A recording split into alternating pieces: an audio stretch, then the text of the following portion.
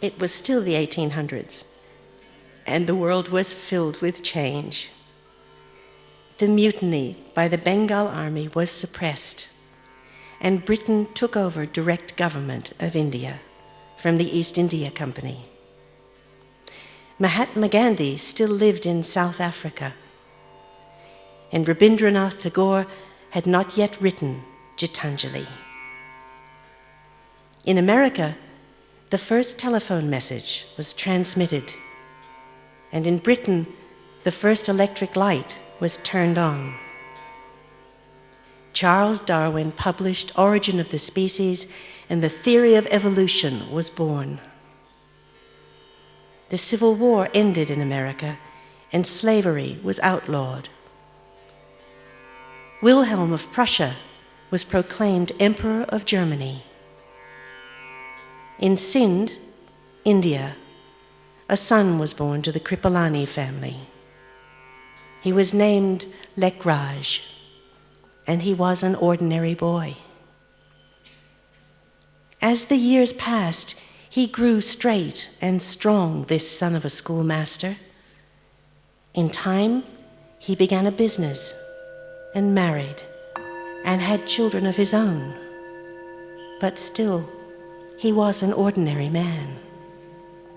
He was a good man, a kind man, an honorable man, but an ordinary man. And the light touched him and entered his mind.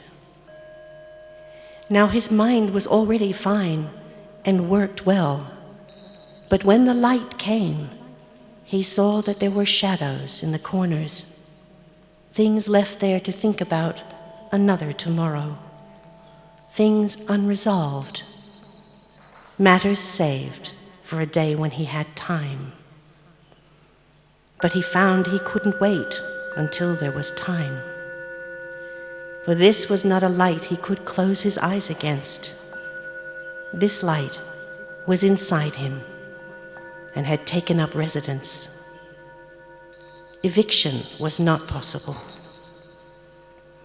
Not that he really wanted to be without the light, but now and then it would probably have been more comfortable. It did, after all, uncover him to himself. And the light lay in front of his mind like a pathway, or a doorway, or a destination. Sometimes it was barely there, only visible if he concentrated, and he taught himself to keep it where he could see it. Sometimes it filled him till it shone out through his eyes, and others began to sit near him to see what would happen. They knew that something would. And for a while, he thought the light was him, was somehow his own essence. But in time, he learned that the light was not his, though he had one of his own. This light was other, and it came from some distant place where the rules of physics hung balanced, and time meant something else entirely. And he expected it to be indifferent, but it wasn't. He expected it to be hard with knowledge, but it wasn't. He expected it to be implausible and unreachable and somehow threatening, but it wasn't, and it wasn't, and it wasn't. But it did change him. It laid new understanding gently in his mind, and he saw things he never thought he'd see. He learned about eternity and immortality and consciousness. Things that had seemed important no longer mattered, and he gave away his old life and the things that went with it. Those who waited with him to see what would happen knew this was a chance that fate had given them. He spoke of what the light showed him, and they listened. And some of them changed their days so they could listen. For some, there were obstacles and barriers and difficulties, but they overcame them all, and untangling themselves from the expectations of custom, they came. After all, fate was calling. This was an age when women in that land were made less, and decisions about living were never theirs. And so, from among the ones who came with him, he gave administration into the hands of the women. This was a balance rarely seen in those days and in that place. And so they stayed together, and they were held well and safely for more than a score of years, and they learned how to live. They practiced putting matters of the light first and matters of the world second, and in time, there was no longer difference to be seen between the two. But winds of change were blowing, and in the way of the world in that time, there was the dissension of boundaries and countries and ownership. Anger and chaos had come to the land, and still they stayed, protected somehow. But when change finally filled the land and closed the door to possibility, they quietly left that place. 3 had become 300, and they settled on a mountaintop. And the mountain held them safely for years still being counted. Every day they listened, and in between as well. And what they learned filled the air they moved through until it became time itself for them. And time upon time he told them that what he spoke about came from the light and not from him. And again he would tell them, and 1,000 times 1,000, until they reached out their own minds and made their hearts available. The light sculpted his thoughts and cleaned away the last shadows. And what he learned, he taught. And the most important of all of the jewels that fell first into his mind and then into their hands was connection with the light. And that was the heart of the matter. Now time passed, as it does, and ones who had been very young were now less so. But in all that time, they never thought to leave the mountain. But they did, and it was he himself who sent them. There were only 1 or 2 at first. They were completely untried in the world outside of their world. They had lived most of their years with signposts and secrets uncovered by the light. This was their guide and their template for living. They understood now, without any doubt, that the light was a separate thing from him. It was the song, and he was the singer. They knew that he stood open-handed and in between to sing them the song and make the connection visible and available and theirs. Still, as the years passed, he had become more like the light, his own light becoming at once brighter and softer. And they loved him. They didn't want to go. But it was the beginning of something unimaginable to them in that time and in that place. They understood that if they didn't give what they had been given, it would be as though they had nothing. They knew now that young and unworldly as they were the ones to begin, the ones who must walk into the lives of others as he had walked into theirs, the emissaries of the light. They went to places of important papers, and the men who understood them. They went empty-handed, and they waited on seats that were bigger than they were themselves. The ones they came to see had many appointments, but no one sent them away. Everyone thought that by the end of the day, they would simply not be there. People thought they would be frightened because they were young. People thought they would be intimidated because they were innocent. People thought they could be ignored because they were insignificant. But by the end of the day, the young ones seemed older somehow than the people had thought. They didn't seem intimidated, though the chairs they sat in were much too big. And they had waited, undaunted and patient, until they no longer seemed insignificant. And they had such things to say. When they spoke, their eyes were a place where people saw themselves whole and wonderful.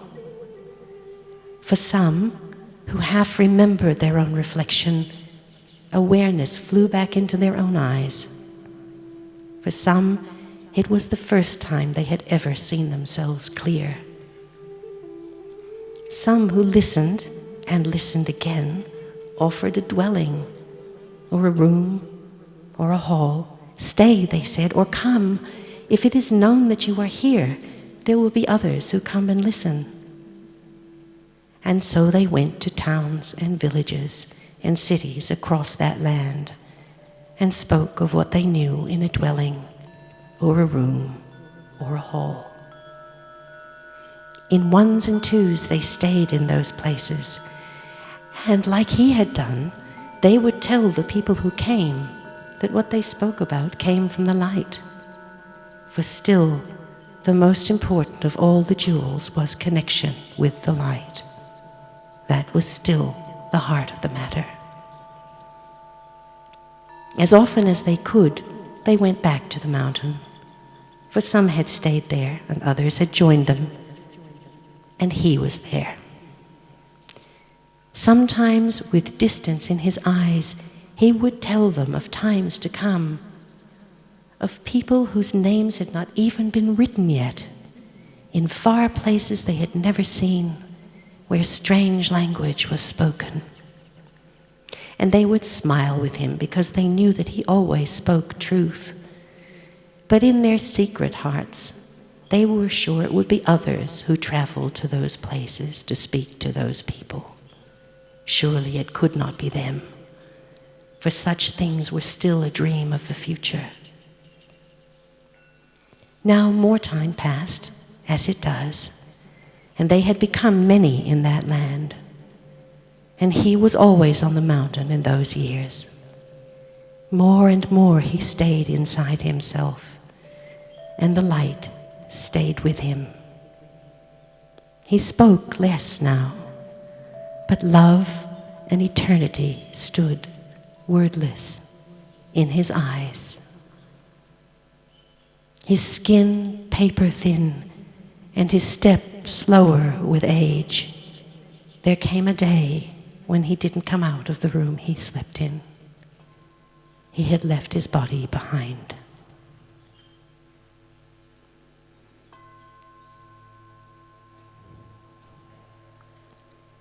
They came from all over the land.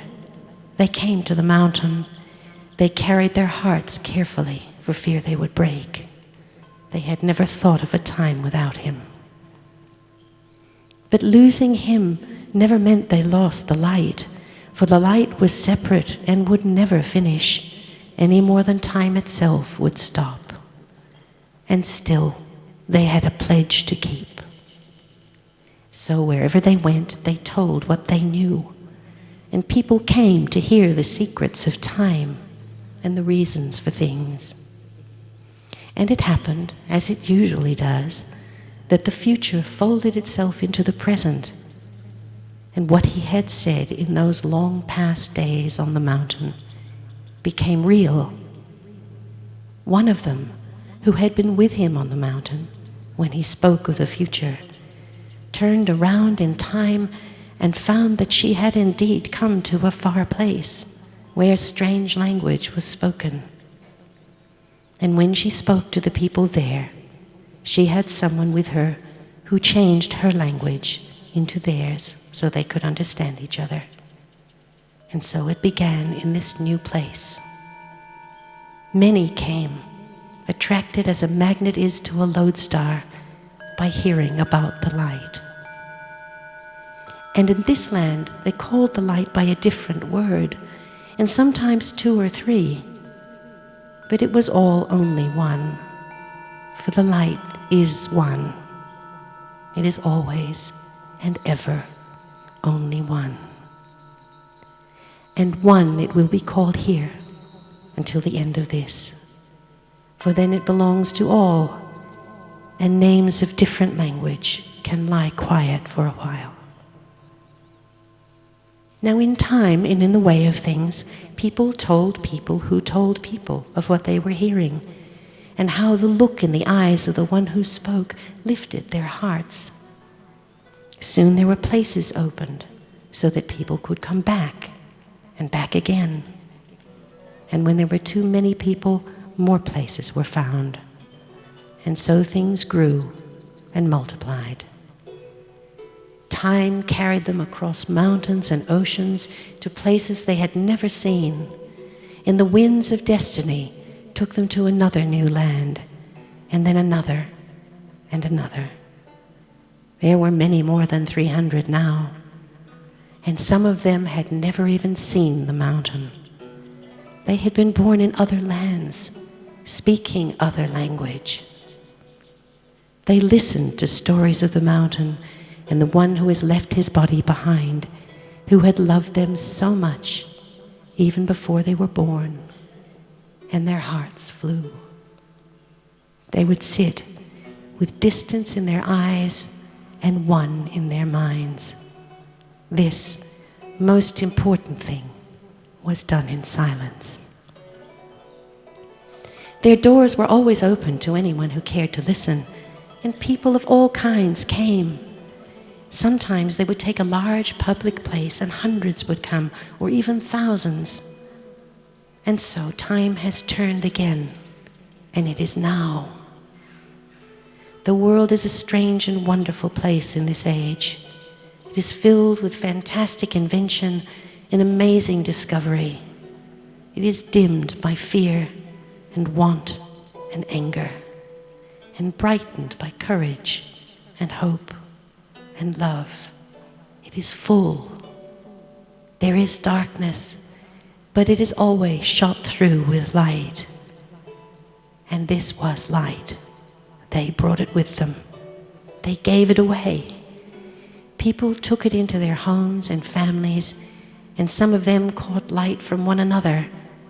Some even stumbled into it like an afterthought, or an accident, or a blessing. Some were touched and changed their lives. Some were touched and changed life for other people. And in the way of the world, they organized it and ordered it and smoothed the edges to make it available and familiar. They focused it on what the world needed, and they named it things that stirred the heart. Programs were created that covered large parts of the globe, and they were as varied as the people who created them. Some collected peace and reignited values. Others celebrated youth, and still others honored age. There were programs that offered freedom of mind to those who had no freedom, and others that joined land to land in cooperation. A manifesto was drawn from the hearts of people, a plan for peace and happiness and equality. And they came together from far places. They were politicians and artists and business people. They were physicians and spiritual leaders and educators. They were women and they were men, and they were every color a human being can be. They came out of love for the world and its people. They came because they heard time calling. They came. Did he know how many people would be touched when he saw the future that day on the mountain so long ago, and how many people are still to come? If we hold the laws of physics up to the light, is it like critical mass? For if it is, and the law holds true, the day may come when just one more person is needed, just one more soul to tip the balance, one more to make the last weight on the scales that measure light against dark. And in that instant, the world could change. And it doesn't have to be someone wealthy and influential. It doesn't have to be someone famous or revered. It doesn't have to be a world leader or the head of a religion. It just has to be someone. And time never stops turning, and the light never ceases. And light attracts light. It comes from many places, from many people. Like a rainbow, it is made of all the colors that exist in the human heart. The colors of generosity and care for the world. The colors of open hands and open hearts. The colors of faith of all kinds. And as time stretches from the past into now, there are sometimes the questions of how and what and why. And so a story was written about a journey that began so long ago in a far distant land, a journey you have now become part of, and you hold it now in your hands. And many still cross the sea and come to that same mountain. Some things have changed. Some things are always and ever the same. It is love for one. It was always that.